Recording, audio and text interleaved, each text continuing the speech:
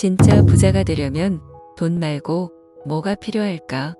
우리 모두의 꿈, 경제적 자유에 대해 이야기해 볼게요. 어릴 때 이런 질문 받아본 적 있나요? 커서 뭐가 되고 싶어? 대부분 우리는 의사요. 선생님이요. 이렇게 대답했죠.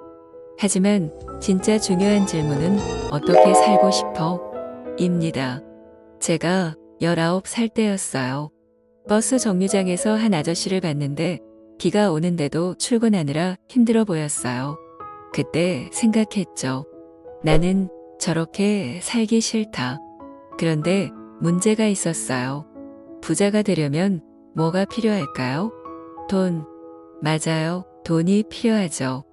로버트 기요사키라는 분이 쓴 부자 아빠, 가난한 아빠라는 책에서 답을 찾았어요.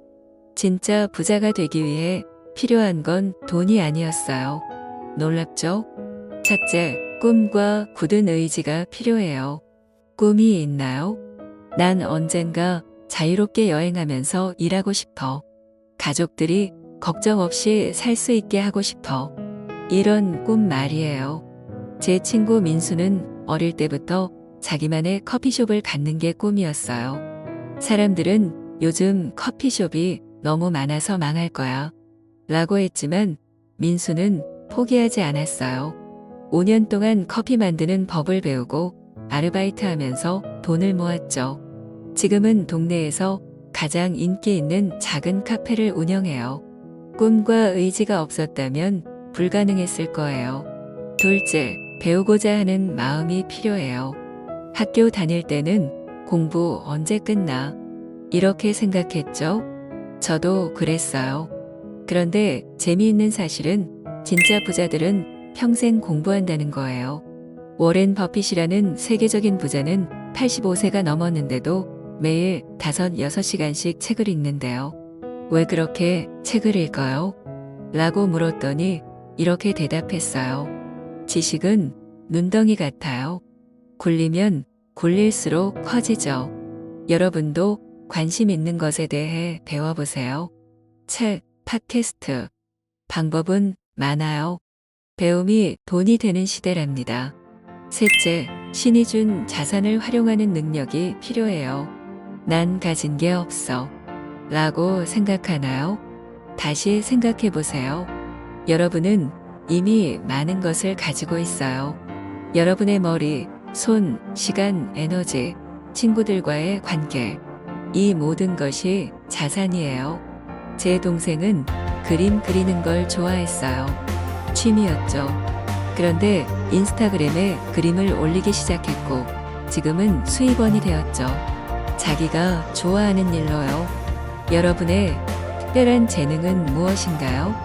노래, 글쓰기, 사람들 웃게 하는 능력. 그게 바로 여러분의 자산이에요. 넷째, 돈이 어디서 오는지 알아야 해요. 세상에는 4가지 일하는 방식이 있어요. 첫 번째, 봉급생활자. 다른 사람 회사에서 일해요. 안정적이지만 자유가 적어요. 두 번째, 자영업자. 혼자 일해요. 자유롭지만 쉬면 돈도 안 들어와요. 세 번째, 사업가. 시스템을 만들어 다른 사람들이 일하게 해요. 네 번째, 투자자. 돈이 돈을 벌게 해요. 진짜 부자들은 사업가와 투자자에 집중해요. 왜냐고요? 이렇게 생각해 보세요. 공급생활자와 자영업자는 내가 일해야 돈이 들어와요. 사업가와 투자자는 내가 일하지 않아도 돈이 들어와요. 어떤 게 더 좋아 보이나요? 여러분, 경제적 자유는 단순히 많은 돈을 갖는 게 아니에요. 돈 걱정 없이 하고 싶은 일을 하며 사는 거예요. 그리고 그 여정은 돈이 아닌 여러분의 꿈과 의지, 배움의 자세, 자산 활용 능력, 그리고 현명한 일하는 방식에서 시작돼요. 오늘부터 이 4가지를 발전시키는 작은 행동을 해보는 건 어떨까요? 꿈을 적어보거나 새로운 것을 배우거나 여러분의 재능을 활용해보거나 기억하세요. 부자가 되는 길은 멀리 있지 않아요. 바로 당신 안에 있답니다. 당신은 어느 길을 가고 있나요? 현금 흐름 4분면 이야기. 우리 삶의 방향을 결정하는 아주 중요한 이야기를 해볼게요. 바로 현금 흐름 4분면이라는 개념인데요. 이게 뭔지 알면 여러분의 인생이 어떤 방향으로 흘러가고 있는지 한눈에 볼 수 있어요. 우리 모두는 길을 선택하고 있어요. 어릴 때 이런 말 들어보셨죠? 공부 열심히 해서 좋은 회사 들어가야 한다. 많은 부모님들이 자녀에게 이렇게 말씀하시죠. 그런데 로버트 기요사키는 이렇게 물어봐요. 그게 정말 유일한 길일까요? 세상에는 돈을 버는 4가지 다른 길이 있어요. 마치 4갈래 길처럼요. 어느 길로 가느냐에 따라 여러분의 삶이 완전히 달라질 수 있어요. 한번 살펴볼게요. 봉급생활자의 길. 안정을 찾아서. 첫 번째 길은 봉급생활자의 길이에요. 이 길을 가는 사람들은 이런 말을 자주 해요. 저는 보수가 많고 혜택이 많은 안정적인 일자리를 찾고 있습니다. 이 회사는 복지가 좋나요? 정년이 보장되나요? 제 친구 영호는 대기업에 취직했어요. 매달 정확히 같은 날에 급여가 들어오고 4대 보험도 되고 퇴직금도 쌓여요. 안정적이죠. 하지만 영호는 종종 이렇게 말해요. 난 내 시간의 주인이 아니야. 내 인생은 회사 스케줄에 맞춰져 있어. 봉급생활자의 길은 안정적이지만 자유가 적어요. 그리고 대부분 자신의 노동 시간만큼만 돈을 벌 수 있죠.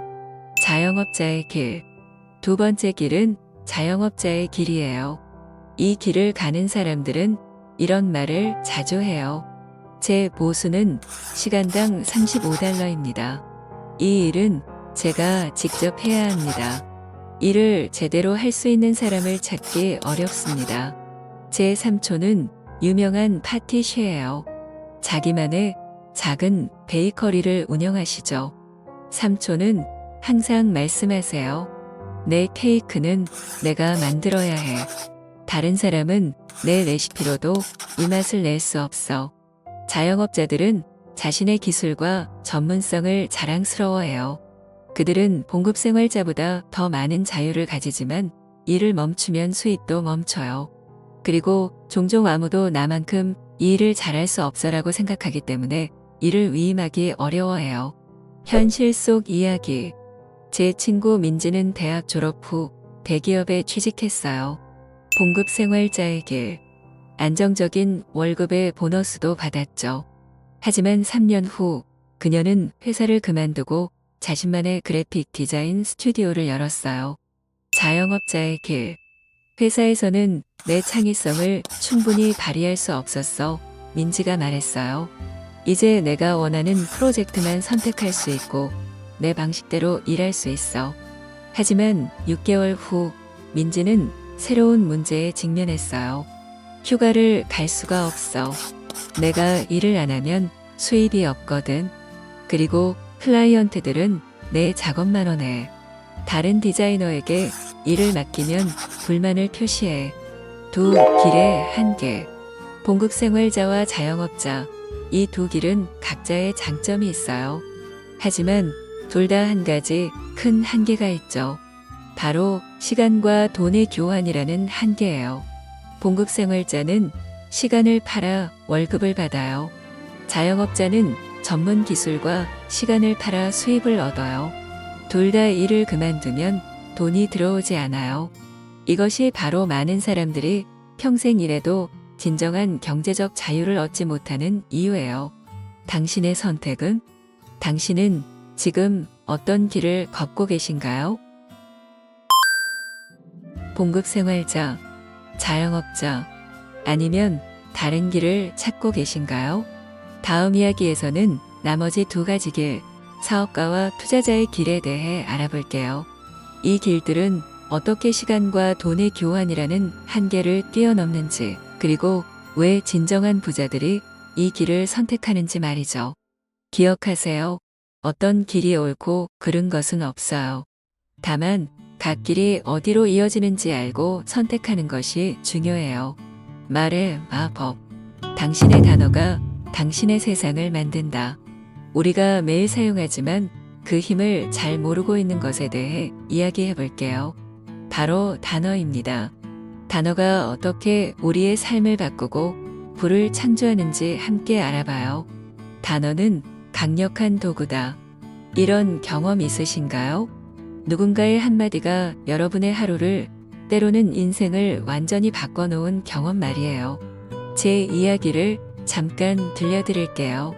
고등학교 때 저는 수학을 정말 싫어했어요. 어느 날 수학 선생님께서 제게 이렇게 말씀하셨죠. 너는 수학적 사고를 가진 아이야. 단지 아직 그걸 발견하지 못했을 뿐이야. 그 한마디가 저를 바꿨어요. 저는 수학을 새로운 시각으로 보기 시작했고, 결국 대학에서 경제학을 전공했습니다. 단 한 문장이 제 인생의 방향을 바꾼 거죠. 로버트 기요사키의 부자 아빠도 이렇게 말했어요. 단어는 강력한 도구다. 부자들은 이 도구를 어떻게 사용하는지 알고 있습니다. 영혼을 듣는 기술. 부자 아빠는 아들 마이크와 로버트에게 특별한 기술을 가르쳤어요. 바로 사람들의 말을 주의 깊게 듣는 것이었죠. 그들이 사용하는 단어를 듣지 않으면 그들의 영혼을 느낄 수가 없다. 그리고 그들의 영혼을 듣지 않는다면 당신은 어떤 사람과 이야기하고 있는지 결코 알 수 없을 것이다. 이게 무슨 뜻일까요? 사람들이 사용하는 단어 속에는 그들의 가치관, 두려움, 희망, 꿈이 담겨 있다는 거예요. 그것을 듣고 이해할 수 있다면 여러분은 그 사람과 진정으로 소통할 수 있게 됩니다. 각 4분면의 언어. 재미있는 사실은 각 현금흐름 4분면에 있는 사람들이 서로 다른 언어를 사용한다는 거예요. 마치 다른 나라 사람들처럼요. 봉급생활자들은 이렇게 말해요. 안정적인 일자리, 좋은 복지, 정년 보장. 자영업자들은 이렇게 말해요. 내 방식대로 품질, 전문성. 사업가들은 이렇게 말해요. 시스템, 팀, 확장. 투자자들은 이렇게 말해요. 현금 흐름, 자산 수익률. 부자 아빠는 이렇게 설명했어요.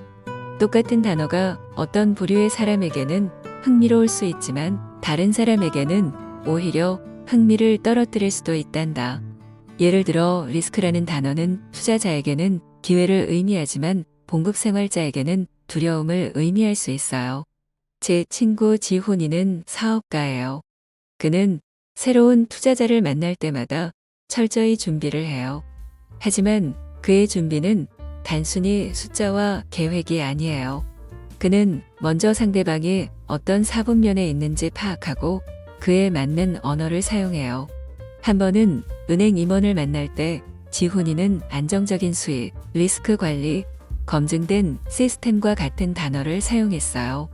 다른 사업가를 만날 때는 시장 확장, 브랜드 가치, 시스템 구축과 같은 단어를 썼고요. 결과는 두 미팅 모두 성공적이었습니다. 같은 사업이지만 다른 언어로 표현했기 때문이죠. 여러분의 언어는? 여러분은 평소에 어떤 단어를 자주 사용하시나요? 혹시 이런 말을 자주 하시나요? 난 돈이 없어. 그건 너무 위험해. 그렇게 하면 실패할 거야. 이런 단어들은 여러분의 마음과 행동에 영향을 미치고 결국 여러분의 현실을 만들어갑니다. 부자들은 다른 단어를 사용해요. 어떻게 하면 가능할까? 이 위험을 어떻게 관리할 수 있을까? 실패해도 무엇을 배울 수 있을까? 오늘부터 실천할 수 있는 것. 자신이 자주 사용하는 단어들을 관찰해 보세요. 특히 돈에 관한 대화를 할 때요. 다른 사분면에 있는 사람들의 말을 주의 깊게 들어보세요. 그들이 중요하게 생각하는 가치가 무엇인지 알 수 있을 거예요. 긍정적이고 가능성을 열어주는 단어를 의식적으로 사용해 보세요. 단어는 단순한 소리가 아니에요. 그것은 여러분의 생각을 만들고 생각은 행동을 만들고 행동은 결과를 만듭니다. 결국 여러분의 단어가 여러분의 세상을 만드는 거죠. 오늘부터 더 의식적으로 단어를 선택해 보세요. 당신의 언어가 바뀌면 여러분의 인생도 바뀔 거예요. 완벽주의의 함정. 자영업자, 사람들의 이야기. 현금 흐름 4분면 중 특별한 그룹, 바로 자영업자 사람들에 대해 이야기해 볼게요. 이 사람들은 누구이고 어떤 생각을 가지고 있으며 왜 그들의 방식이 때로는 축복이자 동시에 저주가 될 수 있는지 함께 알아봐요. 아무도 더 잘할 수는 없어. 난 내 방식대로 했어. 여러분 주변에 이런 사람 있나요? 자기 일에 엄청난 자부심을 가지고 누구에게도 그 일을 맡기지 않으려는 사람 말이에요. 제 삼촌은 40년 경력의 목수예요. 그의 작품은 정말 예술이에요. 어느 날 제가 물었죠. 삼촌, 왜 조수를 고용해서 일을 나누지 않으세요? 더 많은 주문을 받을 수 있을 텐데요. 삼촌의 대답은 단호했어요. 내 작품에 내 이름이 붙어 있는 한, 그건 내 손으로 만들어져야 해. 아무도 내가 보는 디테일을 볼 수 없어. 이것이 바로 자영업자 사람들의 대표적인 생각이에요. 아무도 더 잘할 수는 없어. 난 내 방식대로 했어. 철저한 완벽주의자들. 자영업자 사람들은 종종 자신의 분야에서 최고가 되려고 노력해요. 그들은 단순히 일을 잘하는 것에 만족하지 않아요. 그들은 완벽하게 하려고 해요. 의사, 변호사, 회계사, 디자이너, 장인, 컨설턴트. 이런 전문직들은 대부분 자영업자 4분면에 속해요. 그들은 자신의 기술을 끊임없이 연마하고 자신만의 방식을 개발하죠. 이런 완벽주의는 그들의 가장 큰 강점이에요. 우리가 뇌 수술이 필요하다면 완벽주의자인 의사를 원하겠죠. 우리 집을 설계할 건축가도 우리의 세금을 처리할 회계사도 마찬가지예요. 돈보다 중요한 것들. 흥미로운 점은 자영업자 사람들에게 돈이 가장 중요한 것이 아니라는 거예요. 그들에게는 세 가지가 더 중요해요. 독립성. 내 일의 주인은 나야. 전문가로서의 인정. 내 분야에서 최고라고 인정받고 싶어. 자기만의 방식. 내 방식대로 일할 자유가 필요해. 저의 친구 미나는 유명한 파티시에예요. 그녀는 대형 호텔에서 2배의 급여를 제안받았지만 거절했어요. 이유가 뭘까요? 거기서는 내가 원하는 재료를 쓸 수 없고 내 창의성을 발휘할 수 없어. 돈을 더 벌 수 있겠지만 그건 더 이상 내 디저트가 아니게 될 거야. 자영업자 사람들과 일할 때 가장 중요한 규칙이 있어요. 그들을 감독하려 들지 마세요. 그들은 자신의 분야에서 전문가이기 때문에 누군가가 어떻게 일해야 하는지 알려주는 것을 극도로 싫어해요. 그들에게 결과만 말하고 과정은 그들에게 맡기는 것이 최선이에요. 제 친구 준호는 프리랜서 그래픽 디자이너예요. 그는 이렇게 말해요. 클라이언트가 이렇게 저렇게 해보세요라고 말하면 정말 짜증나. 결과물이 어때야 하는지만 말해주고 어떻게 만들지는 나에게 맡겨줬으면 좋겠어. 후계자, 양성의 딜레마. 자영업자 사람들이 직면하는 가장 큰 문제 중 하나는 자신의 기술을 다른 사람에게 가르치는 것을 꺼린다는 거예요. 왜 그럴까요? 아무도 내만큼 잘할 수 없어. 내가 가르친 사람이 나중에 경쟁자가 될 수 있어. 가르치는데 시간을 쓰느니 직접 하는 게 더 빨라. 이런 생각 때문에 많은 자영업자 사람들은 결국 혼자서 모든 일을 떠안게 돼요. 그 결과는 번아웃, 성장의 한계, 그리고 진정한 경제적 자유를 얻지 못하는 것이죠. 자영업자 4분면, 함정에서 벗어나기. 자영업자 4분면에 있는 많은 분들이 이런 생각을 해보셨을 거예요. 난 내 일을 사랑하지만 이렇게 계속 일만 하다가 인생이 끝나는 건 아닐까? 이런 분들에게 몇 가지 생각해 볼 점을 드릴게요. 완벽함의 기준을 조금 낮춰보세요. 100%가 아닌 95%도 충분히 훌륭할 수 있어요. 자신만의 방식을 문서화하고 시스템화해 보세요. 그래야 다른 사람도 따라할 수 있어요. 다른 사람을 훈련시키는 것이 경쟁자를 만드는 게 아니라 자신의 브랜드를 확장하는 기회가 될 수 있다고 생각해 보세요.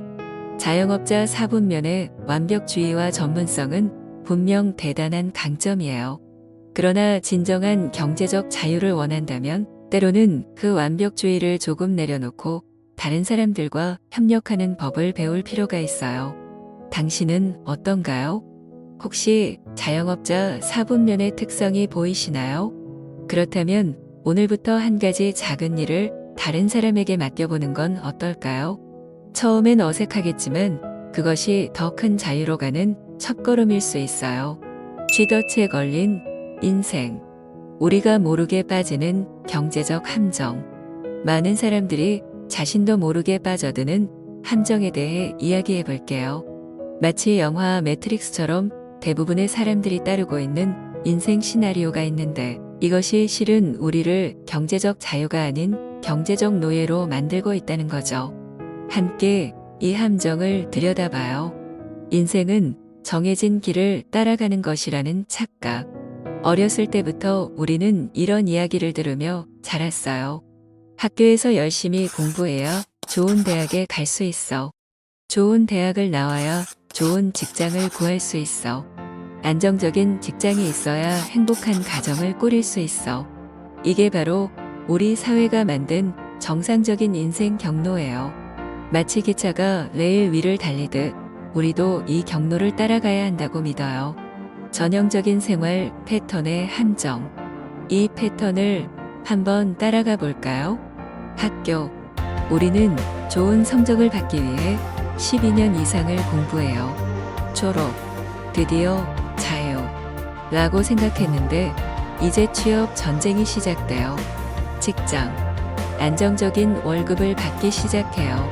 드디어 돈을 쓸 수 있어요. 소비. 첫 월급으로 무엇을 샀나요? 새, 옷, 자동차. 우리는 일한 대가로 소비하는 법을 배워요. 결혼. 사랑하는 사람을 만나 결혼해요. 두 사람의 수입으로 더 많은 것을 누릴 수 있어요. 집 구매. 내 집 마련은 한국인의 꿈이죠. 30년 주택 대출을 받아 드디어 내 집을 삽니다.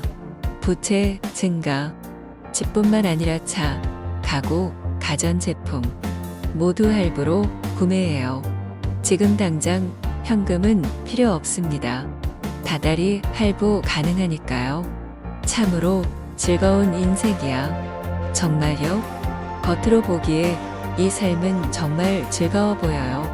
새 집, 새 차, 새 가구 모든 것이 반짝반짝 빛나죠. 그들은 친구들을 초대해 새로운 집을 자랑해요. 하지만 화려한 표면 아래에는 어떤 현실이 숨어 있을까요? 부부는 이미 엄청난 빚을 지고 있어요.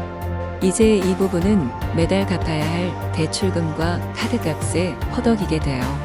그리고 아이가 태어나면요. 더 많은 비용이 필요해지죠. 난 그만둘 수가 없어. 내야 할 청구서가 있어. 이 말 어디선가 들어본 적 있지 않나요? 혹은 직접 말해본 적이 있나요? 많은 사람들이 자신의 일을 좋아하지 않아도 그만두지 못하는 이유가 바로 여기에 있어요. 매달 갚아야 할 청구서 때문에 그들은 자신이 원하지 않는 일을 계속할 수밖에 없는 거죠. 로버트 기요사키는 이를 쥐의 경주라고 불렀어요. 쥐가 쳇바퀴를 돌듯 사람들은 돈을 벌고 쓰고 빚을 지고 더 열심히 일하는 끝없는 순환에 갇혀 있어요. 현실 속 이야기해 볼게요. 제 대학 동창 현우는 대기업에 취직했어요. 첫 월급을 받자마자 그는 최신형 자동차를 할부로 구매했죠. 다음은 명품 시계, 그리고 대출로 강남의 작은 오피스텔에 들어갔어요. 3년 후 그는 자신이 하는 일을 정말 싫어한다고 고백했어요. 하지만 그만둘 수 없어. 매달 갚아야 할 돈이 너무 많아. 현우는 30대 초반인데도 이미 경제적 쥐덫에 걸려버린 거예요. 왜 우리는 이 함정에 빠질까? 사회적 압력을 받아요. 남들이 다 하는데 나만 안 할 수 없잖아. 같은 거요. 즉각적 만족을 추구해요. 미래의 자유보다 현재의 만족을 선택해요. 금융교육에 배워본 적이 없어요. 학교에서는 돈을 관리하는 법을 가르치지 않거든요. 소비 문화가 둘러싸여 있어요. 광고는 끊임없이 더 사라, 지금 사라고 말하거든요. 함정에서 벗어나는 방법을 알아볼까요? 다행히도 이 함정에서 벗어날 방법이 있어요. 소비보다 자산에 투자하기. 돈을 쓰기 전에 항상 물어보세요. 이것은 자산인가 부채인가? 작게 시작하기. 집이나 차를 무리하게 구매하지 마세요. 작은 것부터 시작해 점차 키워나가세요. 비상금 마련하기. 최소 6개월치 생활비를 저축해 두세요. 이것이 있으면 직장을 그만둘 때 두려움이 줄어들어요. 부채 줄이기. 고금리 부채부터 갚아나가세요. 수입원 다양화하기. 급여 외에 다른 수입원을 만들어 보세요. 새로운 길 찾기. 기억하세요. 대다수가 걷는 길이 반드시 옳은 길은 아니에요. 때로는 길을 벗어나 자신만의 길을 찾는 용기가 필요해요. 제 친구 지은이는 대기업을 그만두고 1년간 살던 집을 팔고 작은 원룸으로 이사했어요. 그녀는 부채를 모두 갚고 자신의 작은 온라인 사업을 시작했죠. 처음 2년은 정말 힘들었지만 지금은 경제적으로 더 자유로워졌고 자신이 진정으로 좋아하는 일을 하고 있어요. 지금 자신의 위치를 한번 돌아보세요. 혹시 경제적 함정에 빠져 있진 않나요? 그렇다면 오늘부터 작은 변화를 시작해 보세요. 기억하세요. 경제적 자유는 많은 돈을 버는 것이 아니라 돈에 얽매이지 않는 삶을 사는 것이에요. 그리고 여정은 함정을 인식하는 순간부터 시작됩니다. 시스템이 당신을 자유롭게 한다. 사업가로의 여정. 진정한 경제적 자유를 향한 중요한 단계, 바로 사업가 4분면으로의 이동에 대해 이야기해 볼게요. 사업가가 되는 길은 험난하지만 그 끝에는 많은 사람들이 꿈꾸는 자유가 기다리고 있답니다. 시스템이 일하게 하라, 당신이 아니라. 맥도날드를 생각해 보세요. 전 세계 어디를 가든 맥도날드의 빅맥은 거의 동일한 맛과 품질을 유지하죠. 어떻게 가능할까요? 창업자 레이 크록이 만든 완벽한 시스템 덕분이에요. 사업가 4분면의 핵심은 바로 이것입니다. 당신이 일하는 것이 아니라 시스템이 당신을 위해 일하게 만드는 것. 봉급생활자, 자영업자와 사업가의 결정적 차이. 봉급생활자는 회사를 위해 일합니다. 자영업자는 고객을 위해 일합니다. 사업가는 시스템을 만들고 그 시스템이 돈을 벌게 합니다. 이것이 바로 결정적인 차이점이에요. 봉급생활자와 자영업자는 자신의 시간을 돈과 교환하지만 사업가는 시스템을 통해 자신의 직접적인 노동 없이도 돈을 벌 수 있어요. 스스로 시스템을 만든다는 것은 많은 일을 해야 한다는 것을 뜻합니다. 이런 시스템을 구축하는 것은 결코 쉽지 않아요. 로버트 기요사키와 그의 아내 킴은 자신들의 사업을 시작할 때 큰 도전에 직면했어요. 1985년에 사람들이 킴과 나에게 어째서 노숙자가 되었냐고 물을 때면 우리는 이렇게 대답했다. 사업 시스템을 만들고 있거든요. 그들은 집도 포기하면서까지 사업 시스템 구축에 모든 것을 쏟아부었어요. 왜 그랬을까요? 그들은 단기적인 어려움을 감수하더라도 장기적인 자유를 얻기 위해서였죠. 실패는 성공의 어머니. 나는 예전에도 이 길을 택한 적이 있었는데 그때에는 실패했었다. 회사가 몇 년 동안 성공 가도를 달리다가 5년째가 되었을 때 갑자기 무너졌던 것이다. 기요사키는 첫 번째 사업에서 중요한 교훈을 배웠어요. 성공이 찾아왔을 때 적절한 시스템을 준비해 두지 못한 까닭에 회사가 무너졌다는 것이죠. 이것은 마치 배를 타고 바다로 나갔는데 물이 새기 시작했지만 어디서 새는지 찾을 수 없는 것과 같았어요. 결국 배는 가라앉고 말았죠. 두세 번은 실패하고 나서야 성공적이고 오래가는 회사를 키울 수 있을 거다. 기요사키의 부자 아버지는 그에게 중요한 조언을 해주었어요. 사업에서의 실패는 피할 수 없는 과정이라는 것이죠. 많은 사람들이 첫 번째 실패 후에 포기하지만 진정한 사업가들은 그 실패에서 배우고 다시 일어납니다. 그리고 그 과정을 통해 더 강한 시스템을 구축하게 되죠. 현실 속 이야기, 실패에서 배우기. 제 친구 민준이는 첫 번째 커피숍 사업에 실패했어요. 그는 직원들을 믿고 모든 것을 맡겼지만 체계적인 시스템 없이는 품질 관리가 불가능했죠. 결국 6개월 만에 문을 닫았어요. 하지만 민준이는 포기하지 않았어요.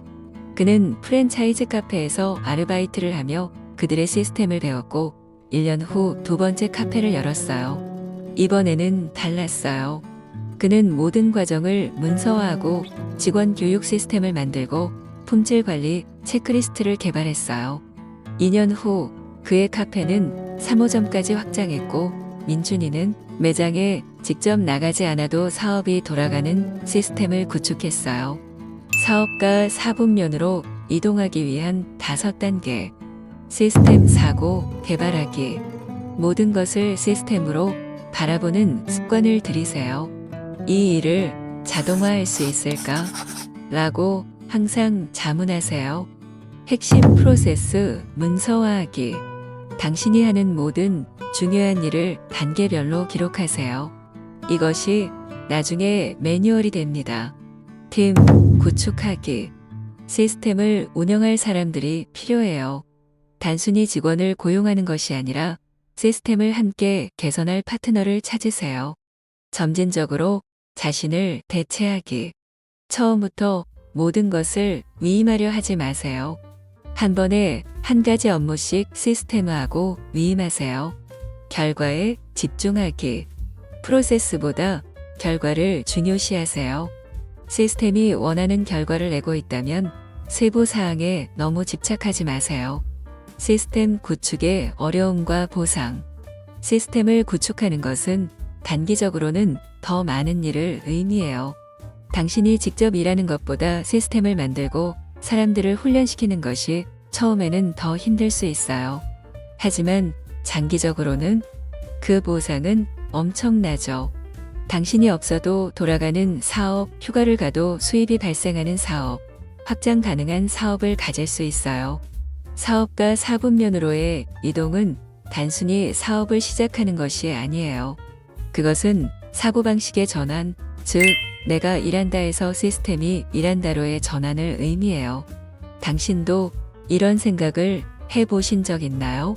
내가 없으면 이 일이 돌아가지 않아. 만약 그렇다면 여러분은 아직 봉급생활자나 자영업자 4분면에 있는 거예요. 사업가 4분면으로 이동하려면 이렇게 생각해야 해요. 어떻게 하면 내가 없어도 이 일이 완벽하게 돌아갈 수 있을까? 오늘부터 작은 시스템 하나를 만들어 보는 건 어떨까요? 반복적으로 하는 일 하나를 골라 문서화하고 다른 사람이 그것을 할 수 있도록 만들어 보세요. 그것이 사업가 4분면으로 가는 첫걸음이 될 거예요. 마법 같은 투자의 세계. 당신의 돈 없이도 수익을 내는 법. 이번에는 투자의 세계에서 가장 매혹적인 개념 중 하나인 무한 수익률에 대해 이야기해 볼게요. 이것은 마치 마법처럼 들리지만 실제로 많은 부자들이 사용하는 전략이에요. 함께 이 신비로운 세계를 탐험해봐요. 불가능해 보이는 수학 0으로 나누기. 학창시절 수학 시간에 0으로 나누면 안 된다고 배웠죠? 그런데 투자의 세계에서는 실제로 0으로 나누는 마법 같은 일이 가능해요. 이것이 바로 무한 수익률의 개념입니다. 수익률은 보통 이렇게 계산해요. 수익률은 얻은 이익을 투자한 금액으로 나눈 후 곱하기 100%. 그런데 만약 투자한 금액이 0이라면 어떤 숫자를 0으로 나누면 결과는 무한대가 됩니다. 이것이 바로 무한 수익률이에요. 4단계와 5단계 투자가의 세계. 로버트 기요사키는 투자자들을 여러 단계로 구분했어요. 대부분의 사람들은 1에서 3단계에 머물러 있는데 진정한 부자들은 4단계와 5단계에서 활동한다고 해요.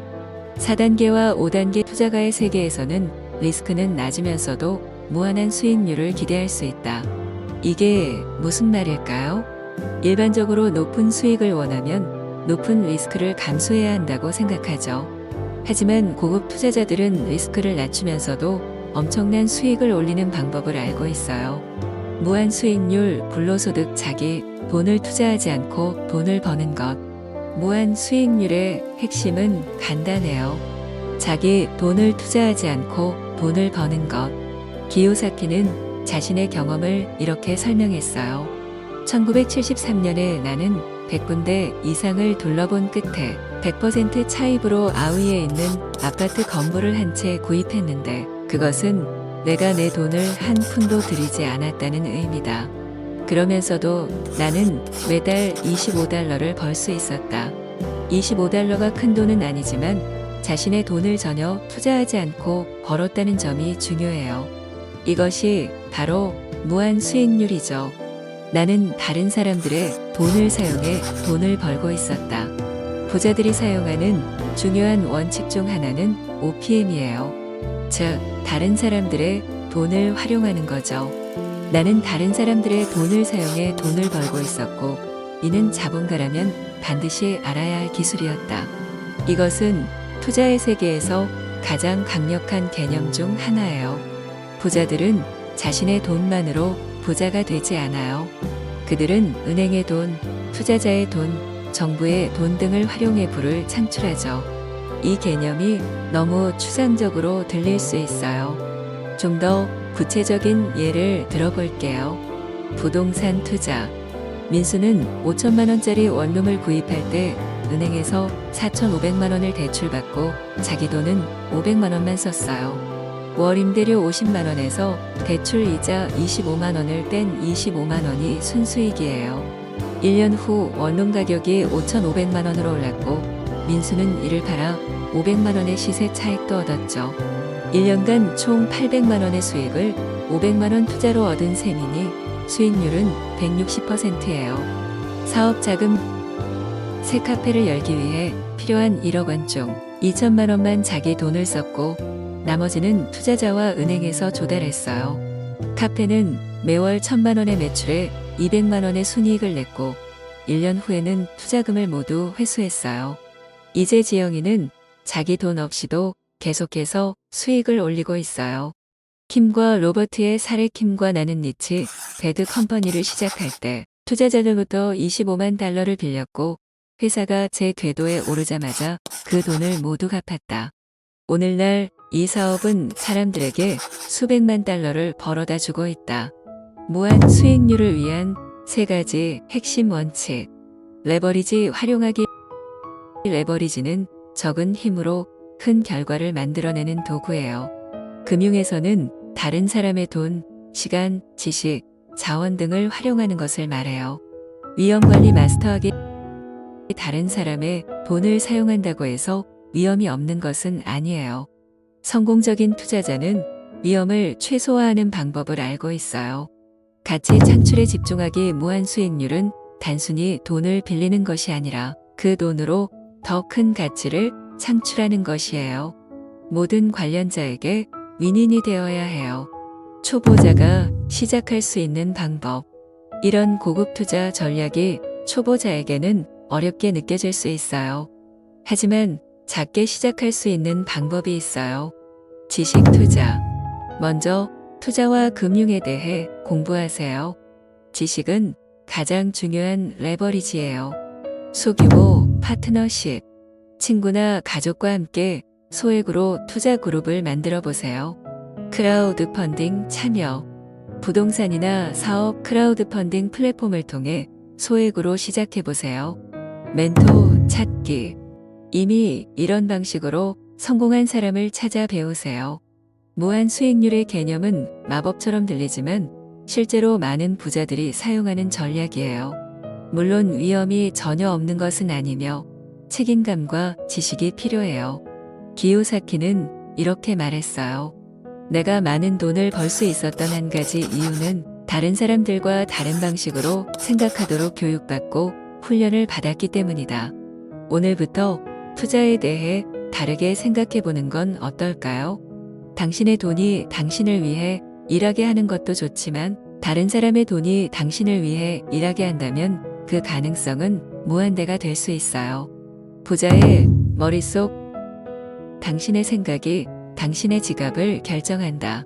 부와 성공의 가장 근본적인 비밀에 대해 이야기해 볼게요. 많은 사람들이 부자가 되기 위한 특별한 투자 방법이나 사업 아이템을 찾지만 진짜 차이를 만드는 것은 바로 사고방식이에요. 함께 부자들의 머릿속을 들여다봐요. 내 인생이 바뀐 순간. 제 이야기부터 시작할게요. 대학을 졸업하고 첫 직장에 들어갔을 때 저는 열심히 일하면 부자가 될 수 있다고 믿었어요. 매일 12시간씩 일하고 월급의 대부분을 저축했죠. 기억하세요. 세상에서 가장 성공한 사람들은 자신의 강점을 알지만 그 강점이 약점이 되지 않도록 주의하는 사람들이에요. 그런데 3년이 지나도 제 재정 상황은 크게 나아지지 않았어요. 어느 날 우연히 읽게 된 부자 아빠, 가난한 아빠라는 책에서 충격적인 문장을 발견했죠. 부자들이 지닌 최고의 자산은 다른 사람들과 다른 방식으로 생각하는 사고방식이다. 그 순간 깨달았어요. 내가 부자가 되지 못한 이유는 내 행동이 아니라 내 생각 때문이었던 거예요. 부자와 일반인의 결정적 차이. 부자들과 일반인들의 가장 큰 차이는 무엇일까요? 교육, 재능, 운? 아니에요. 가장 큰 차이는 그들이 돈과 일, 그리고 삶을 바라보는 방식이에요. 로버트 기요사키는 이렇게 말했어요. 부자들은 돈을 위해 일하지 않는다. 이 말을 처음 들었을 때 많은 사람들이 불편함을 느껴요. 우리는 학교에서 열심히 공부해서 좋은 직장을 구하라고 배웠기 때문이죠. 하지만 부자들은 다르게 생각해요. 그들은 어떻게 하면 돈이 나를 위해 일하게 할 수 있을까? 라고 질문하죠. 당신이 하는 일을 바꾸는 게 아닙니다. 먼저 당신이 생각하는 방식을 바꿔야 하죠. 많은 사람들이 현금 흐름 4분면의 봉급생활자, 자영업자에서 사업가, 투자자로 이동하고 싶어 해요. 그런데 그들이 자주 하는 실수가 있어요. 바로 행동만 바꾸려고 한다는 거죠. 주식을 사야겠어. 사업을 시작해야겠어. 부동산에 투자해야겠어. 이런 행동들은 좋지만 만약 당신의 사고방식이 여전히 봉급생활자나 자영업자 4분면에 머물러 있다면 결과는 실망스러울 거예요. 기요사키는 이렇게 말했어요. 당신이 하는 일을 바꾸는 게 아닙니다. 먼저 당신이 생각하는 방식을 바꿔야 하죠. 즉, 당신이라는 사람이 먼저 바뀌어야 한다는 거예요. 부자가 되기 위해 해야 할 일은 절대 어렵고 복잡한 일이 아니다. 놀랍게도 부자가 되기 위한 원칙들은 사실 매우 단순해요. 수입보다 적게 쓰고 차액을 자산에 투자하고 자산에서 나오는 수입으로 생활하는 것. 이게 기본 원칙이에요. 그런데 왜 많은 사람들이 이 단순한 원칙을 실천하지 못할까요? 그것은 바로 사고방식의 문제예요. 부자들의 학창시절 성적이 좋지 않았던 이유 중 하나는 부자가 되기 위해 해야 할 일들이 너무 단순하기 때문이에요. 복잡한 수학 공식이나 어려운 과학 이론이 아니라 단순한 원칙들을 꾸준히 실천하는 것이 중요하죠. 부자들의 사고방식 5가지. 장기적 시각. 부자들은 5년, 10년, 심지어 세대를 넘어서 생각해요. 일반인들은 다음 월급날까지만 생각하죠. 기회중심 일반인들이 문제를 볼 때 부자들은 기회를 봐요. 2008년 금융위기 때 많은 사람들이 집을 잃었지만 부자들은 역사적 저가의 부동산을 구입했어요. 자산중심 부자들은 이것은 자산인가 부채인가? 라고 항상 질문해요. 그들은 자산에 투자하고 부채는 피해요. 네트워크 중심 부자들은 내가 아는 것보다 내가 아는 사람이 더 중요하다고 생각해요. 그들은 항상 자신보다 더 똑똑하고 성공한 사람들과 교류해요. 실행 중심 부자들은 완벽한 계획보다 불완전한 실행을 선호해요. 그들은 실패를 두려워하지 않고 빠르게 시작하고 빠르게 배워요. 현실 속 사고방식의 변화. 제 친구 현우의 이야기를 들려드릴게요. 그는 10년 동안 대기업에서 일했어요. 매년 승진하고 급여도 올랐지만 그는 여전히 경제적 자유와는 거리가 멀었죠. 어느 날 그는 이런 질문을 스스로에게 했어요. 내가 지금 하는 일을 30년 더 한다면 정말 경제적으로 자유로워질 수 있을까? 그 질문이 그의 사고방식을 바꿨어요. 그는 자신의 직업을 바로 그만두진 않았지만 생각하는 방식을 바꿨어요. 퇴근 후와 주말에 부동산에 대해 공부하기 시작했고 작은 원룸부터 투자를 시작했죠. 5년 후 그는 8채의 임대주택을 보유하게 되었고 그 수입만으로도 생활이 가능해졌어요. 결국 그는 회사를 그만두고 전업 투자자가 되었죠. 중요한 것은 그가 먼저 사고방식을 바꾸고 그 다음에 행동을 바꿨다는 거예요. 사고방식을 바꾸는 5가지 방법. 당신이 믿는 것을 의식하세요. 돈에 대한 당신의 신념을 적어보세요. 돈은 무엇이다. 이 문장을 완성해보면 당신의 무의식적 신념을 발견할 수 있어요. 새로운 정보로 마음을 채우세요. 부자들이 읽는 책을 읽고 부자들이 듣는 팟캐스트를 들으세요. 당신의 환경이 당신의 생각을 만들어요. 성공한 사람들과 교류하세요. 당신이 되고 싶은 사람들과 시간을 보내세요. 그들의 사고방식이 자연스럽게 당신에게 영향을 미칠 거예요. 질문을 바꿔보세요. 왜 나는 부자가 될 수 없지? 가 아니라 어떻게 하면 부자가 될 수 있을까? 라고 질문하세요. 작게 시작하고 빠르게 배우세요. 완벽한 계획을 기다리지 말고 작은 것부터 시작하세요. 실패해도 괜찮아요. 그것은 배움의 기회예요. 진정한 변화는 항상 내면에서 시작됩니다. 당신의 지갑을 바꾸고 싶다면 먼저 당신의 생각을 바꿔야 해요. 열심히 일하라. 그러면 부자가 되리라가 아닌 이유가 바로 여기에 있어요. 부는 생각에서 시작되니까요. 오늘부터 자신의 생각을 관찰하고 부자들처럼 생각하는 연습을 시작해보세요. 당신의 생각이 바뀌면 당신의 행동이 바뀌고 결국 당신의 인생이 바뀔 거예요. 목표의 마법. 우리 인생의 방향을 결정하는 중요한 주제, 바로 목표 설정에 대해 이야기해 볼게요. 하지만 여러분이 알고 있는 일반적인 목표 설정 방법과는 조금 다른 접근법을 소개해 드릴게요. 이 방법은 제 인생을 완전히 바꿔놓았답니다. $150짜리 깨달음. 1970년대 중반 로버트 기요사키는 목표 설정에 관한 강좌에 참석했어요.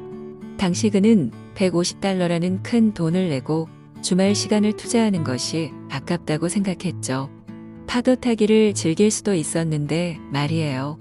하지만 그 강좌에서 배운 것이 나중에 그의 인생에서 원하는 것들을 달성하는데 엄청난 도움이 되었답니다.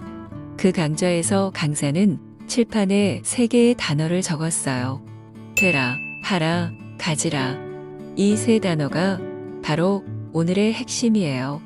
대부분의 사람들은 목표를 세울 때 가지라에 집중해요. 완벽한 몸매를 갖고 싶어요. 행복한 결혼 생활을 갖고 싶어요. 10억 원을 갖고 싶어요. 이런 목표를 세운 후 사람들은 보통 해야 할 일 목록을 작성하기 시작해요. 다이어트를 시작해야겠다. 더 열심히 일해야겠다. 하지만 여기에 중요한 무언가가 빠져 있어요. 바로 되라라는 부분이죠. 대부분의 목표가 실패하는 이유. 강사는 완벽한 몸매를 갖는다는 목표를 예로 들었어요. 이런 목표를 세운 사람들은 대부분 다이어트를 시작하거나 헬스장에 등록해요. 하지만 그런 노력은 길어야 몇 주밖에 지속되지 않죠. 얼마 안 가 그들은 옛날처럼 감자튀김과 피자를 즐기는 생활 패턴으로 돌아가요. 헬스장에 가서 운동을 하는 대신 텔레비전으로 스포츠 경기를 보게 되죠. 왜 그럴까요? 강사는 이렇게 설명했어요. 이것은 그들이 되는 것 대신에 하는 것을 선택했기 때문입니다. 중요한 건 다이어트가 아닙니다. 중요한 것은 당신이 그런 다이어트를 할 수 있는 사람이 되는 것입니다. 골프와 투자의 교훈. 강사는 골프를 예로 들었어요. 많은 사람들이 골프를 더 잘 치고 싶어서 새 골프채 세트를 사죠. 하지만 그들은 프로 골퍼들의 사고방식이나 신념, 태도를 본받을 생각은 하지 않아요. 형편없는 골퍼가 새 골프채를 사봤자 그 사람은 여전히 형편없는 골퍼일 뿐입니다. 투자도 마찬가지예요. 많은 사람들이 주식이나 부동산을 사면 부자가 될 것이라고 생각해요. 하지만 단순히 투자 상품을 구매한다고 해서 부자가 되지는 않아요. 패배자의 사고방식을 가진 사람은 어떤 주식이나 부동산을 사든 간에 여전히 패배자가 될 것입니다. 관계에서의 적용. 강사는 인간관계에도 이 원칙을 적용했어요. 많은 사람들이 완벽한 파트너를 찾으려고 애써요. 하지만 정작 자신이 좋은 파트너가 되기 위해 노력하지는 않죠. 그들은 자기 스스로 알맞은 사람이 되려 하지 않고 알맞은 사람을 찾으려고만 합니다. 그리고 마침내 완벽한 사람을 만났을 때 그들은 종종 그 사람을 변화시키려고 해요. 하지만 진정한 해결책은 항상 자기 자신에게 있어요. 결혼 생활을 개선하고 싶다면 상대방을 변화시키는 것이 아니라 먼저 스스로 변화해야 합니다. 돈과 되라의 원칙. 돈에 관해서도 많은 사람들이 같은 실수를 해요. 그들은 부자처럼 보이는 집을 사고 부자처럼 보이는 차를 사고 부자들이 보내는 학교에 자녀를 보내요. 하지만 그 결과는 어떻게 될까요? 더 많은 빚과 더 많은 일. 그리고 그것은 진짜 부자들이 하지 않는 일이에요. 진정한 부자가 되려면 먼저 부자처럼 생각하고 부자처럼 결정을 내리고 부자처럼 행동하는 사람이 되어야 해요. 그러면 자연스럽게 부자가 가지는 것들을 갖게 될 거예요. 제 친구 지수는 항상 자신만의 커피숍을 갖는 것이 꿈이었어요. 그녀는 열심히 돈을 모으고 사업 계획을 세웠지만 계속해서 실행을 미루고 있었죠. 어느 날 그녀는 이런 깨달음을 얻었어요. 나는 커피숍 주인이 되는 것에 대해 생각하지 않았어. 그저 커피숍을 갖는 것과 커피숍 운영을 하는 것만 생각했지. 그래서 지수는 접근법을 바꿨어요. 그녀는 매일 아침 나는 성공적인 커피숍 사장이다라고 자신에게 말하기 시작했고 카페 사장으로서 어떤 결정을 내릴지 생각했어요. 그녀는 다른 성공적인 카페 사장들을 만나 조언을 구했고 카페 운영에 관한 책을 읽었어요. 6개월 후 그녀는 드디어 자신의 카페를 열었어요. 그리고 놀랍게도 그녀는 마치 오랫동안 카페를 운영해온 것처럼 자연스럽게 그 역할에 적응했어요. 왜냐하면 그녀는 이미 마음속으로 성공적인 카페 사장이 되어 있었기 때문이죠. 되라에 집중하는 5가지 방법. 자신의 정체성 재정 이야기. 매일 아침 거울을 보며 나는 무엇이다 라고 말해보세요. 예를 들어 나는 성공적인 사업가이다. 나는 건강한 사람이다. 나는 훌륭한 부모이다 등. 롤모델 찾기. 당신이 되고 싶은 사람처럼 이미 살고 있는 사람을 찾아보세요. 그들의 사고방식, 습관, 가치관을 배우세요. 환경 바꾸기. 당신이 되고 싶은 사람들과 어울리세요. 우리는 우리가 가장 많은 시간을 보내는 5명의 평균이라는 말이 있어요. 작은 습관부터 시작하기. 당신이 되고 싶은 사람이 가질 법한 작은 습관부터 시작하세요. 예를 들어 건강한 사람이 되고 싶다면 매일 물을 충분히 마시는 것부터 시작할 수 있어요. 결정을 내릴 때 자문하기. 내가 되고 싶은 사람이라면 어떤 결정을 내릴까? 이 질문이 당신의 행동을 안내할 거예요. 목표 설정의 비밀은 가지라나 하라가 아닌 되라에 집중하는 것이에요. 당신이 원하는 것을 갖기 위해서는 먼저 당신이 원하는 사람이 되어야 해요. 오늘부터 이렇게 생각해 보세요. 나는 어떤 사람이 되고 싶은가? 그리고 그 사람이 되기 위한 작은 단계부터 시작하세요. 기억하세요. 당신의 존재가 당신의 행동을 결정하고 당신의 행동이 당신의 소유를 결정합니다. 이것이 성공의 자연스러운 순서예요. 실패를 친구로 만드는 부자들의 비밀 무기. 우리가 보통 피하고 싶어 하는 것에 대해 이야기해 볼게요. 바로 실패와 실망입니다. 하지만 놀랍게도 이것이 진정한 부자들의 비밀 무기라는 사실 알고 계셨나요? 함께 알아봐요. 인생에서 가장 큰 실패는 실패를 두려워하는 것이다. 제 이야기부터 시작할게요. 몇 년 전 저는 제 인생 최대의 모험을 시작했어요. 안정적인 직장을 그만두고 창업을 했죠. 모든 사람들이 미쳤다고 했어요. 경기가 이렇게 안 좋은데 왜 안정적인 직장을 버려? 6개월 후 제 사업은 실패했어요. 저는 모든 저축을 잃었고 친구들에게 빌린 돈도 날렸죠. 그때 느낀 실망감은 정말 말로 표현할 수 없을 정도였어요. 하지만 지금 돌이켜보면 그 실패가 제 인생 최고의 선물이었어요. 왜냐고요? 그 경험이 저에게 진정한 사업가가 되기 위한 교훈을 가르쳐줬기 때문이에요. 그리고 무엇보다 실패에 대한 두려움을 극복하게 해줬죠. 자수성가한 부자들이 많지 않은 이유. 로버트 기요사키의 부자 아버지는 이렇게 말했어요. 자수성가한 부자들이 많지 않은 이유는 실망을 견딜 수 있는 사람이 많지 않기 때문이다.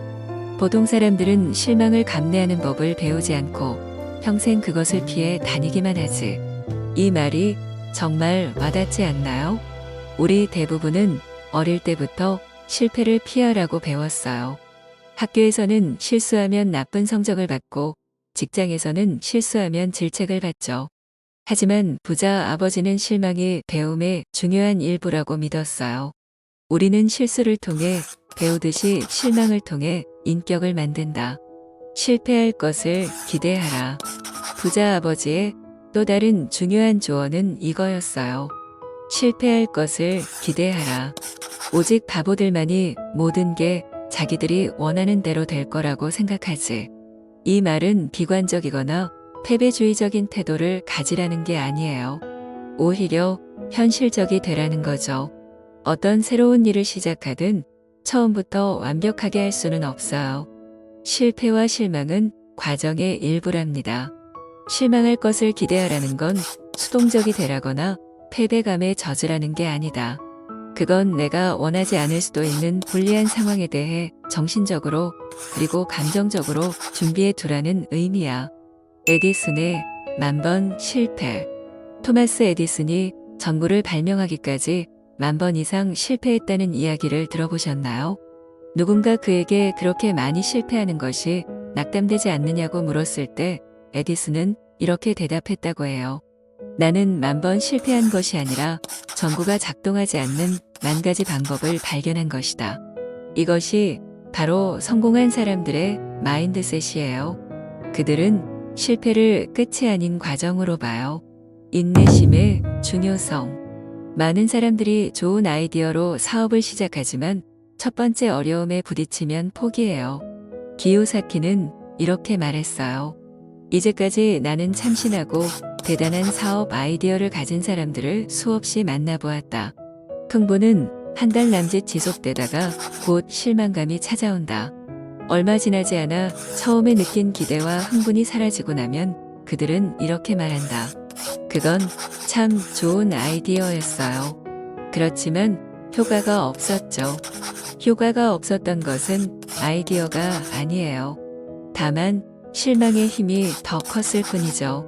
그들의 부족한 인내심이 실망감으로 변했고 그 실망감이 그들을 패배시킨 거예요. 성공의 크기는 부자 아버지는 성공에 대한 아름다운 정의를 내렸어요.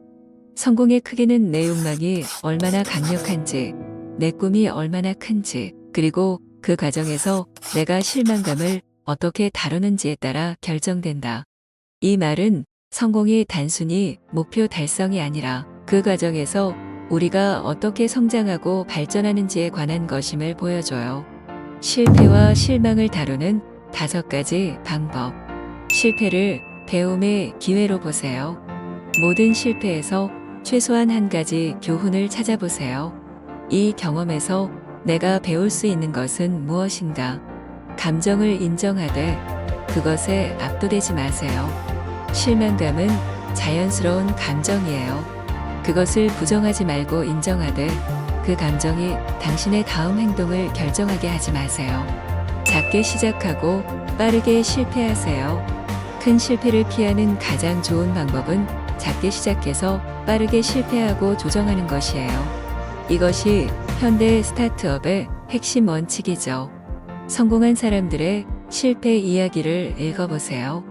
모든 성공한 사람들은 실패를 경험했어요. 그들의 이야기에서 용기와 영감을 얻으세요. 실패 후 빠르게 다시 일어나세요. 실패 후 얼마나 오래 쓰러져 있느냐가 아니라 얼마나 빨리 다시 일어나느냐가 중요해요. 제 친구 지훈이는 3번의 사업 실패 끝에 성공했어요.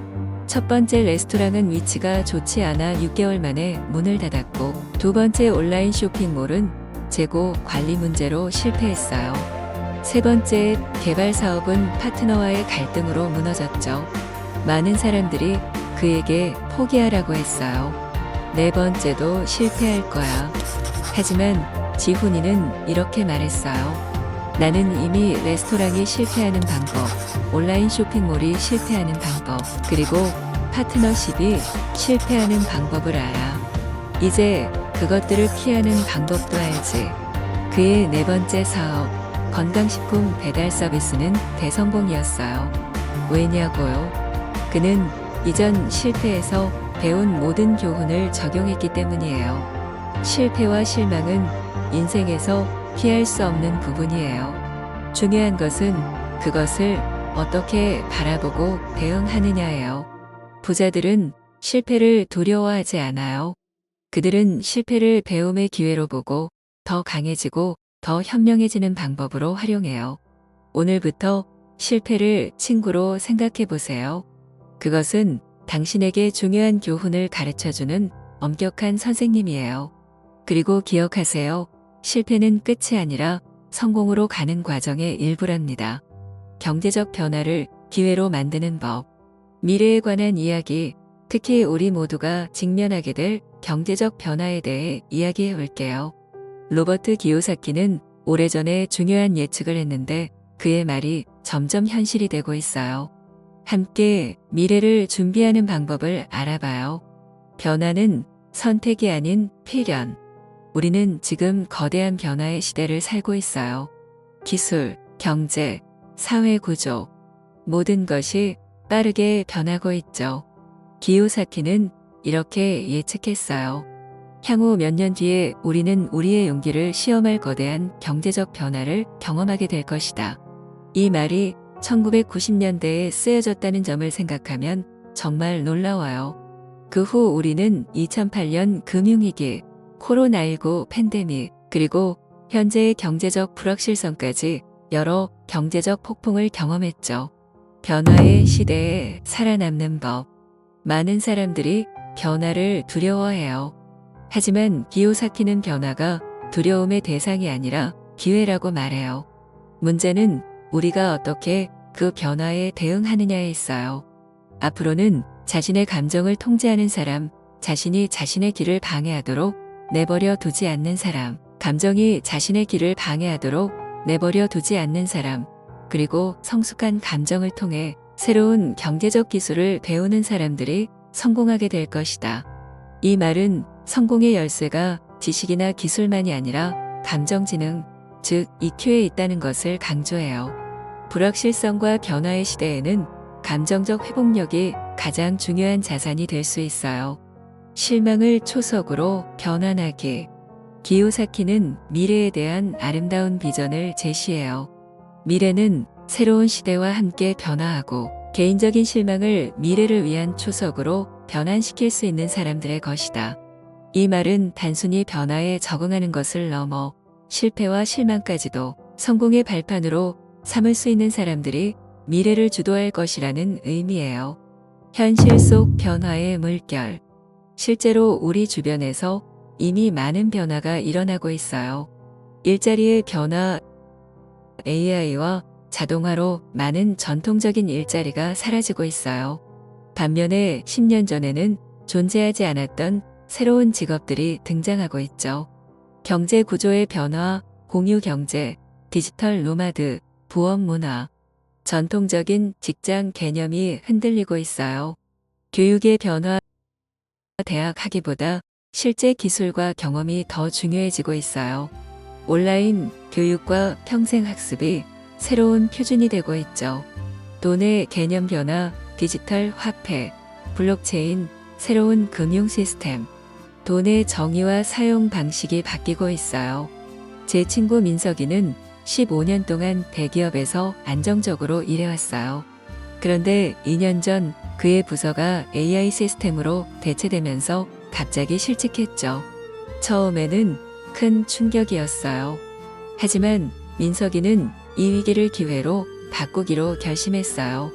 그는 항상 관심 있었던 데이터 분석을 공부하기 시작했고 6개월 집중 코스를 마친 후 스타트업에 취직했어요. 놀랍게도 그는 이전보다 더 높은 연봉을 받게 되었고 무엇보다 자신의 일에 열정을 느끼게 되었어요. 그는 이렇게 말했어요. 실직은 내 인생 최악의 순간이었지만 지금 돌이켜보면 최고의 선물이었어. 그 사건이 없었다면 난 평생 안주하며 진짜 내가 좋아하는 일을 발견하지 못했을 거야.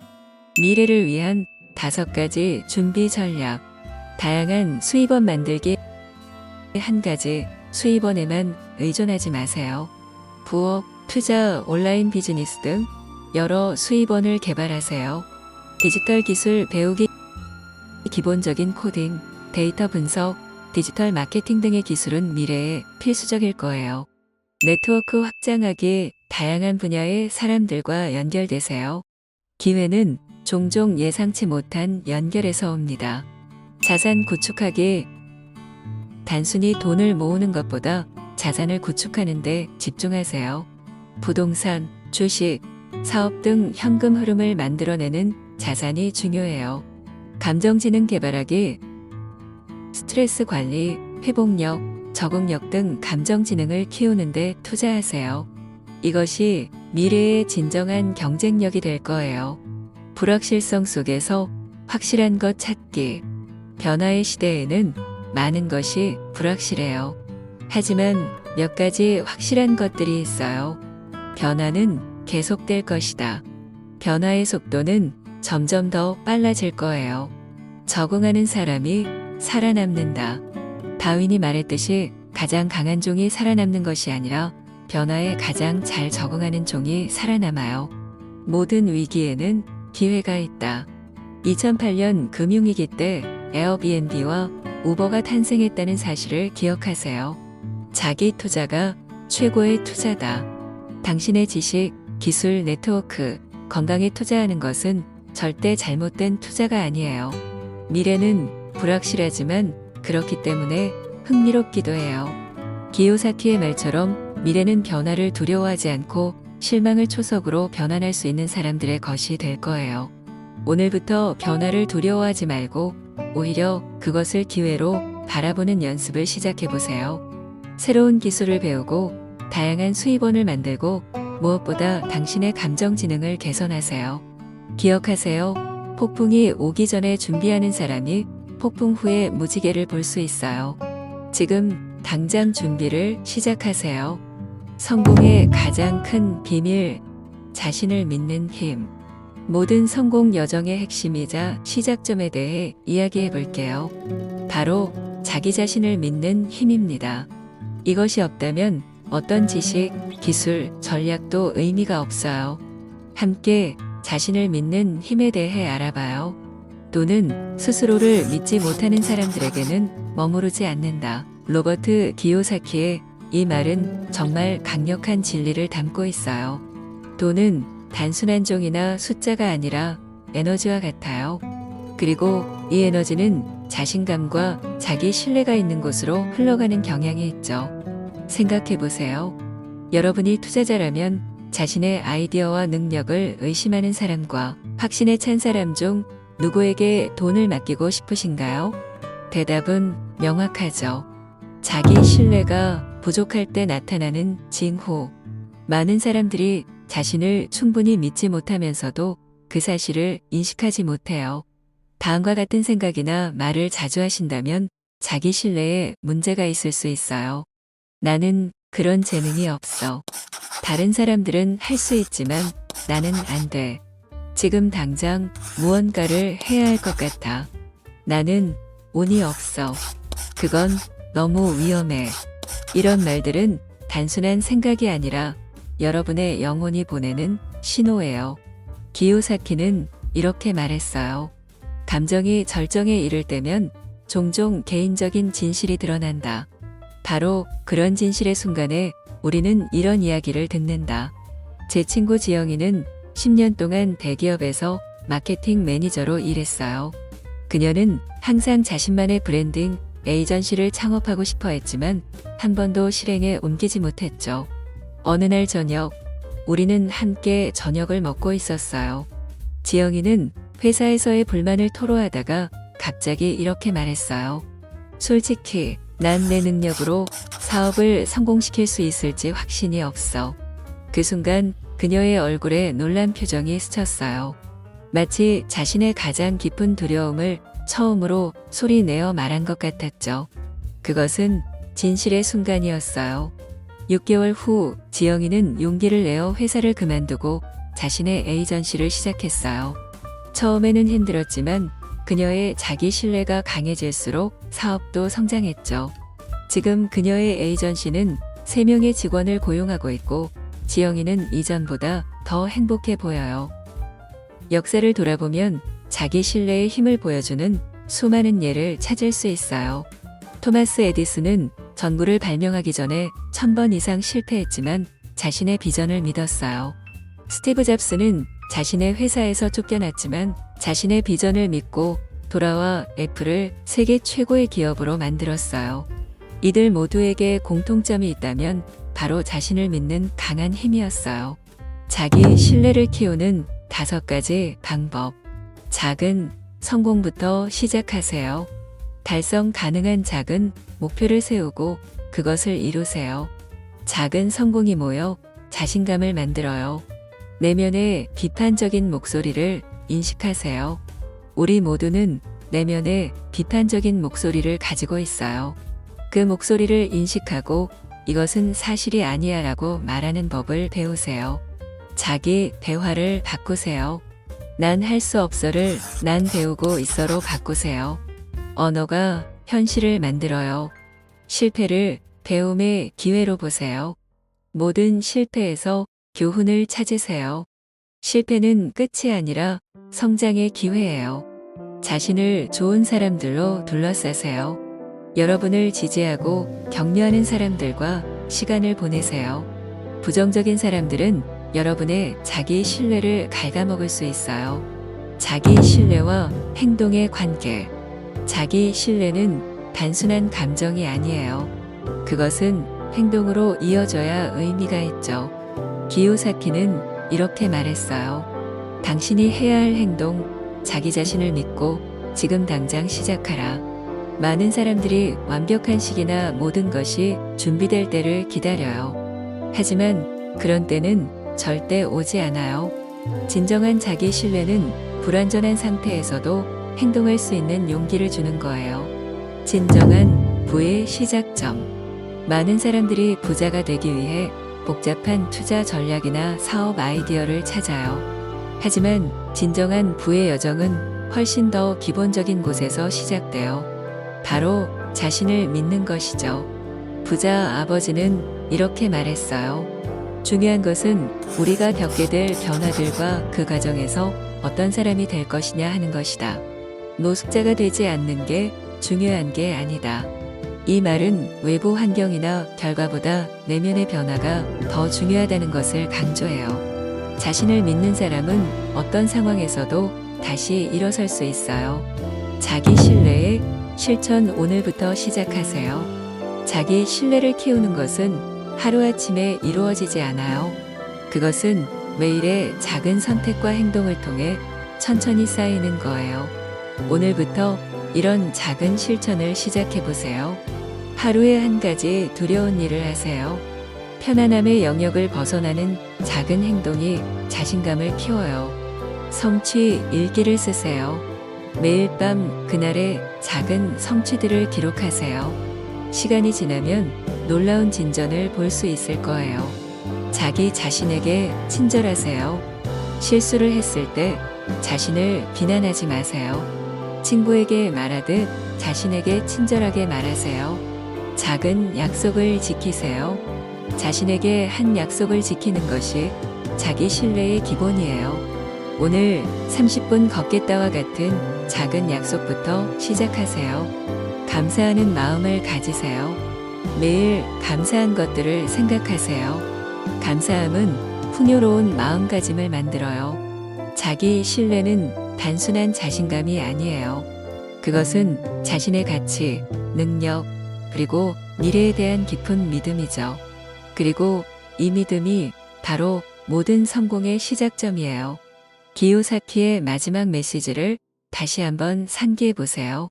당신이 해야 할 행동, 자기 자신을 믿고 지금 당장 시작하라. 오늘이 바로 그 지금입니다. 여러분은 이미 시작할 준비가 되어 있어요. 자신을 믿으세요. 그리고 행동하세요. 미래의 여러분은 오늘의 용기에 감사할 거예요. 좋아요와 구독은 힘이 됩니다.